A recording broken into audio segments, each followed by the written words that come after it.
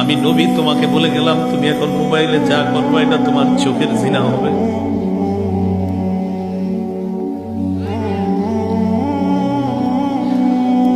অনেক মানুষ প্রতিদিন এই গুনাহে লিপ্ত হয়, চোখের জিনা করে।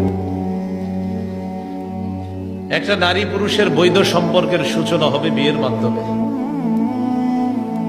ইসলাম আমাকে আপনাকে শিক্ষা দেয় বিয়ের মাধ্যমে সম্পর্কের সূচনা করতে। ইবলিস শিক্ষা দেয় আগে 5-6 বছর চেনো জানো, তারপর মন চাইলে বিয়ে করো, তার মন না চাইলে ছেড়ে দাও। এটা ইবলিসের শিক্ষা। সহিহ বুখারীর বর্ণনা 5063 নম্বর হাদিস। এই হাদিসের বর্ণনাকারী আনাস ইবনে মালিক রাদিয়াল্লাহু তাআলা তিনি বলেন, জাআ সালাসাতু রাহতিন ইলা বুয়ুতি আজওয়াজিন নবী সাল্লাল্লাহু আলাইহি ওয়াসাল্লাম ইয়াসআলুনা আন ইবাদাতিন নবী সাল্লাল্লাহু আলাইহি ওয়াসাল্লাম।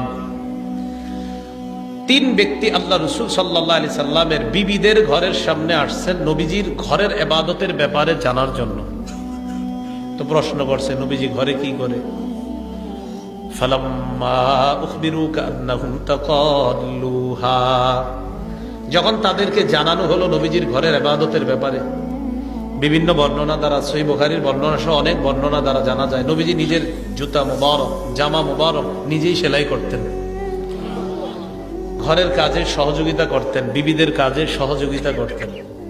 তো যখন জানানো হলো নবীজি ঘরে এই করে, কান্নাহুম তাকাল্লুহা, ওই তিনজনের কাছে নবীজির ঘরের ইবাদত কম মনে হলো, তারা নবীর ঘরের ইবাদতটা কম মনে করলো, আর একটু কমিয়ে দেন আওয়াজটা।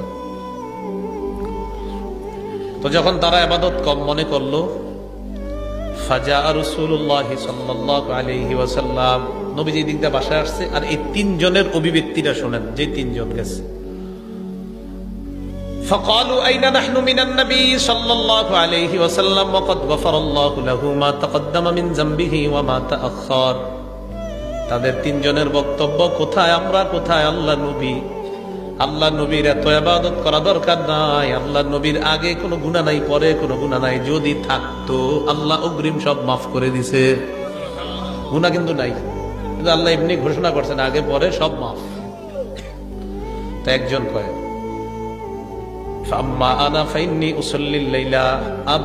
একজন কয় আমি সারা রাত নামাজ পড়বো, আমি ঘুমাবো না।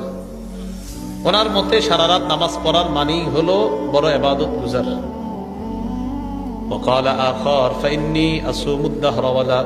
আরেকজন কয় আমি সারা জীবন রোজা রাখবো, কখনো রোজা ছাড়বো না।